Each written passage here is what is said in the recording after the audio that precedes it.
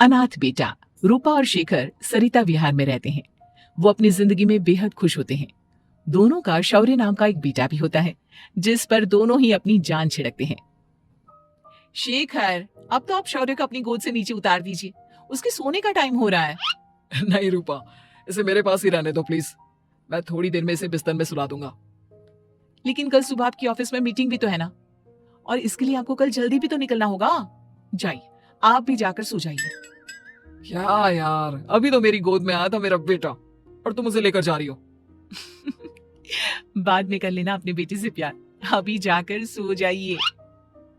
रूपा शेखर से शौर्य को ले रही होती है कि तभी शौर्य रोने लगता है। शौर्य को रोता देखकर रूपा उसे फिर से शेखर को थमा देती है। आपका बेटा ना एक नंबर का नौटंकी है, बिल्कुल आप पर गया है वो। साफ बोलो ना, तुम्हें जलन होती है हम दोनों बाप बेटे का प्यार देखकर।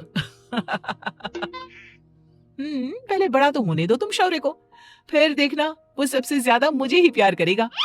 देखते हैं देखते हैं। ऐसे ही दिन बीतते चले जाते हैं और एक दिन कैंसर की बीमारी के चलते रूपा की मौत हो जाती है। अब शौर्य 3 साल का हो चुका होता है, जिसके कारण उसकी दादी शेखर पर दूसरी शादी का दबाव बनाने लगती है। शेखर, शौर्य अभी बहुत छोटा है और उसे इस समय एक माँ के प्यार की बहुत जरूरत है। माँ, मुझे दूसरी शादी नहीं करनी। क्या पता जो दूसरी औरत आएगी वो मेरे बेटे को एक माँ का प्यार दे या ना दे। तो रूपा की छोटी बहन वैशाली से ही शादी क्यों नहीं कर लेता? वो तो शौर्य को एक माँ का प्यार पूरा दे सकती है ना। मैंने कहा ना माँ, मुझे दूसरी शादी नहीं करनी, और अपनी ही पत्नी की बहन से तो हरगिज नहीं। ऊपर से अगर रूपा देख रही होगी तो वो क्या सोचेगी? अपने लिए ना सही, लेकिन तुझे शौर्य के लिए तो शादी करनी ही पड़ेगी ना बेटा। शेखर कुछ कहता उससे पहले ही अंजुमन उसे रूपा की कसम दे देती है, जिसके आगे मजबूर होकर शेखर शादी के लिए हामी भर देता है।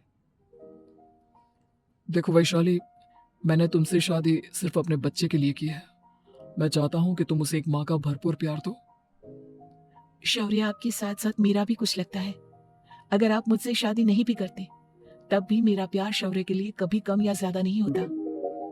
शादी के कुछ दिनों बाद ही शेखर की माँ की भी मौत हो जाती है। वैशाली शौर्य को एक माँ से भी बढ़कर प्यार देती है। शौर्य को लेकर वैशाली का यूं निस्वार्थ प्यार देखकर शेखर को भी उससे प्यार हो जाता है और कुछ सालों बाद शेखर और वैशाली का भी लड़का हो जाता है। लेकिन इसके बाद वैशाली का शौर्य को लेकर बर्ताव बदलने लगता है। वैशाली, मैं देख रहा हूं तुम आजकल शौर्य का जरा भी ध्यान नहीं रख रही हो। मुझे पता नहीं था कि आदित्य के होने के बाद तुम इतना बदल जाओगी। आदित्य मेरा अपना सगा खून है और शौर्य दीदी का, फिर मैं दोनों में अंतर कैसे नहीं करूं? माँ भले ही दोनों के अलग अलग है, लेकिन पिता तो एक है ना। अगर मुझे पहले पता होता कि तुम इतनी जल्दी बदल जाओगी तो मैं कभी तुमसे शादी ही नहीं करता। हाँ, तो किसने कहा था आपसे मुझसे शादी करने के लिए? मैं थोड़ी ना आई थी आपके पास, आपकी माँ ही आई थी मेरे घर आपका रिश्ता लेकर। वैशाली, मुझे तुमसे ऐसी उम्मीद नहीं थी। गुस्से में शेखर अपना पैर पटकता हुआ शौर्य को वहां से लेकर चला जाता है। पापा, मम्मा मुझसे प्यार क्यों नहीं करती? क्या मैं उनका सगा बेटा नहीं हूँ इसलिए मुझसे प्यार नहीं करती? मम्मा नहीं करती तो क्या हुआ बेटा, पापा तो करते हैं ना आपसे प्यार। कुछ दिनों के बाद, आज तुझे खाना पीना कुछ नहीं मिलेगा, चल चुपचाप से अपने रूम में जाकर सो जा। माँ, अब भाई को खाना क्यों नहीं दे रही हो? बेटा तू आराम से खाना खा, इस नालायक की चिंता मत कर। एक दिन खाना नहीं खाएगा तो मर नहीं जाएगा ये। अगर भैया नहीं खाएंगे तो मैं भी नहीं खाऊंगा। तू अपने भाई का भक्त क्यों बन रहा है? ये तेरा सौतेला भाई है, सगा नहीं जो तू लक्ष्मण बन रहा है। माँ, आपको इतना भी नहीं मालूम? श्री राम और लक्ष्मण सगे भाई नहीं थे। श्री राम माता कौशल्या और लक्ष्मण माता सुमित्रा की कोख से जन्मे थे। दोनों के सिर्फ पिता एक थे लेकिन माँ अलग थी। मुझे ज्यादा ज्ञान देने की जरूरत नहीं है, ये सतयुग और त्रेता युग नहीं है, समझे? आया बड़ा भाई का चमचा। इतना कहकर वैशाली वहां से चली जाती है, जिसके कुछ टाइम बाद शेखर वहां आता है और आदित्य उसे सारी बात बताता है। मुझे माफ कर दो शौर्य, तुम्हारी माँ के जाने के बाद मुझे दूसरी शादी का फैसला करना ही नहीं चाहिए था। अगर मैं दूसरी शादी नहीं करता तो शायद आज तुम्हारी ये हालत ना होती। नहीं पापा, अगर आप शादी नहीं करते तो मुझे आदित्य जैसा छोटा भाई कभी नहीं मिलता। थैंक यू मुझे इतना अच्छा भाई देने के लिए। तुम दोनों हमेशा ऐसे ही साथ रहना, फिर कोई भी तुम दोनों का कुछ नहीं बिगाड़ पाएगा। चलो मैं तुम दोनों को आइसक्रीम खिला कर लाता हूँ, बहुत भूख लग रही है ना। शिखर शौर्य और आदित्य को आइसक्रीम दिलाने लेकर जाता है। वो दोनों को पार्क में खड़ा करके आइसक्रीम लेने जा ही रहा होता है, तभी तेज रफ्तार से आती हुई एक गाड़ी उसे कुचल देती है और उसी पल शेखर की मौत हो जाती है, जिसके बाद शौर्य की जिंदगी नर्क से भी बदतर हो जाती है। सुन रहे चिरकुट, इस घर के किसी भी सामान को मेरी मर्जी के बगैर हाथ मत लगाना। इन सब पर अब तेरा कोई हक नहीं है, समझा? ठीक है माँ, मैं आपकी इजाजत के बगैर किसी चीज को हाथ नहीं लगाऊंगा। चल जाकर अब पूरे घर की सफाई कर। महज 7 साल का शौर्य वैशाली के कहने पर अपने नन्हे नन्हे हाथों से पूरे घर की सफाई करने लगता है। ऐसे ही दिन बीतने लगते हैं, लेकिन मासी से मां बनी वैशाली को उस मासूम से बच्चे पर जरा भी तरस नहीं आता। क्यों शौर्य, ये घर में इतनी गंदगी कैसे हो रही है? ढंग से सफाई नहीं की है क्या तूने? माँ मैंने तो अच्छे से सफाई की थी, लेकिन आदित्य बार बार इधर उधर चलकर गंदा कर देता है।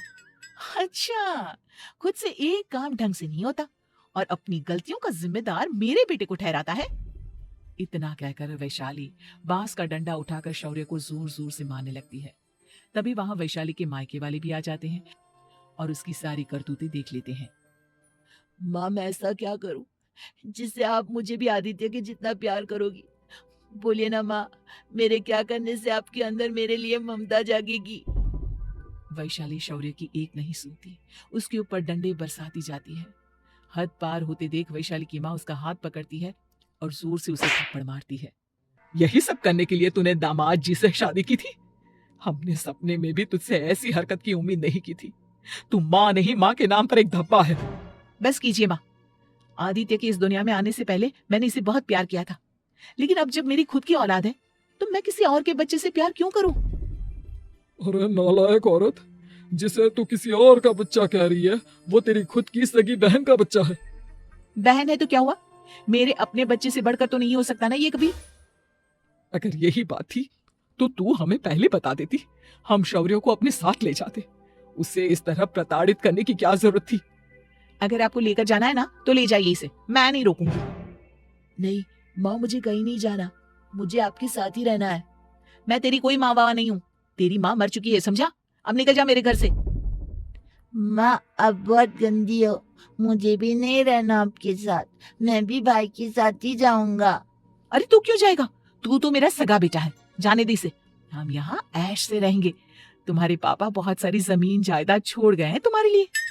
नहीं माँ, मुझे भाई के साथ जाना है। आप अच्छी नहीं हो, आप बहुत बुरी हो, आप भाई को बहुत परेशान करती हो।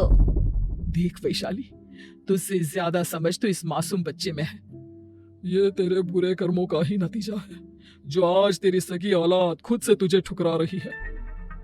आदित्य, तुझे इस शौर्य ने भड़काया है ना मेरे खिलाफ? नहीं माँ, मुझे किसी ने भड़काया नहीं, पर मैं सब देखता हूँ, सब समझता हूँ। भाई बहुत अच्छा है, वो आपकी जैसा नहीं है। चलिए नानी। इतना कहकर वैशाली के मायके वाले आदित्य और शौर्य को अपने साथ ले जाते हैं और इस तरह वैशाली बड़े से घर में अकेली पड़ जाती है।